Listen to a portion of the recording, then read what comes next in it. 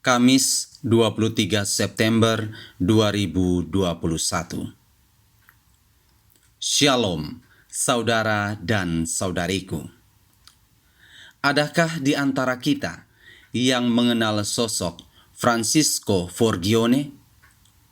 Saya yakin bahwa banyak di antara kita yang merasa asing saat mendengar nama ini. Namun jika nama Padre Pio yang diperdengarkan kepada kita, masihkah terkesan asing? Tentu saja tidak. Kehidupan orang kudus dari Ordo Fransiskan Kapusin ini kini telah banyak diketahui oleh umat Katolik sejagat, dan pada hari ini gereja memperingati keteladanan hidupnya yang luar biasa. Sedikit berkisah tentang kehidupan Padre Pio. Menurut beberapa literatur, Padre Pio menerima banyak rahmat dari Allah. Di antaranya karunia stigmata, bilokasi, levitasi, osmogenesia, yakni tubuh dan benda-benda yang disentuhnya mengeluarkan keharuman, dan bahkan karunia membangkitkan orang yang meninggal. Aneka karunia ini tentu saja membuat banyak orang kagum kepadanya. Tetapi tidak bisa dipungkiri bahwa ada juga orang-orang tertentu yang merasa terganggu karena kenyataan itu. Hal ini amat lazim terjadi karena tidak semua kebaikan dapat dipahami secara benar oleh semua orang. Selalu saja ada haters yang mengintai dan mencibir. Betapapun demikian, jangan pernah berhenti untuk berbuat baik, karena tugas orang Katolik adalah menebar kebaikan. Padre Pio sungguh menyadari hal ini, sehingga ia terus berbuat baik.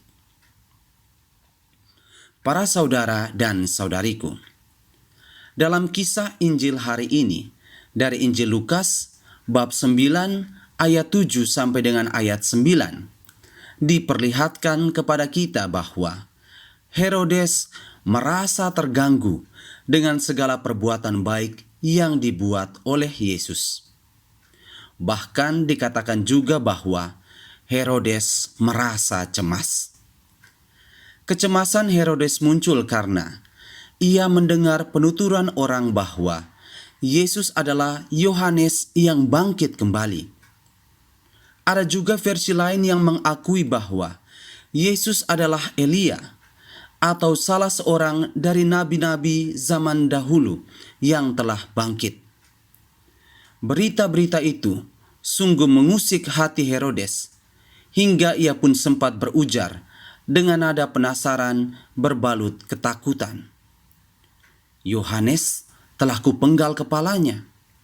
Siapa gerangan dia ini yang kabarnya melakukan hal-hal besar itu? Herodes benar-benar dibuat tidak nyaman oleh keberadaan Yesus. Namun menjadi pertanyaan penting untuk kita dalami pula dari Injil ini, yakni mengapa Herodes sungguh merasa terganggu dengan segala perbuatan baik Yesus? Para saudara dan saudariku, keberadaan Yesus membuat hidup Herodes menjadi tidak tenang, karena selama itu Herodes hidup dalam bayang-bayang kejahatan. Dengan kekuasaan dan kekuatan yang ia miliki, Herodes telah melakukan aneka penyimpangan hingga menyengsarakan orang-orang di sekitarnya. Bahkan tidak tanggung-tanggung, ada banyak korban jiwa juga yang berjatuhan karena keegoisan dan keserakahan Herodes.